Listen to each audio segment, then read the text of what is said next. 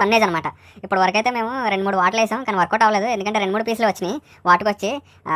ఈ మేత జల్లు అయితే వేసాం, కానీ రాలేదు ఎండకపోవడం వల్ల. ఇప్పుడైతే మనం గాలివాట వేద్దామని చెప్పి వాళ్ళతో అన్నారు. అదే గాలివాట కోసం వెళ్తున్నాం అనమాట.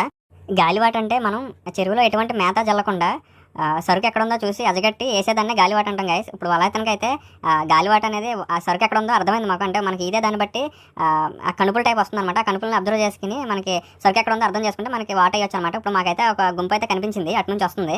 దానికి ఆపోజిట్ అయితే వెళ్తున్నాం మనం. వాళ్ళతను రెడీగా ఉన్నాడు వాళ్ళ పట్టుకుని. మీకు చూపిస్తాను చూడండి. మనకి సరుకు అయితే పైకి లేస్తుంది, అక్కడ ఎగురుతుంది. ఆ ఎగిరేది గుంపు మన వైపు వస్తుంది అనమాట. మన వైపు వచ్చినప్పుడు వాళ్ళు వేయాలి. అక్కడ చూస్తున్నారు గైస్, అక్కడ లేస్తూనే చూసారా ఆ చివర ఆ గుంపిటి వస్తుంది అనమాట. గుంపిటి రాగానే మనకు వాళ్ళతను దాని మీద వేస్తారు. వేసిన తర్వాత మనం వాట అయితే మంచిగా పడుతుంది. వాళ్ళైతే వలేసేసాడు గైస్.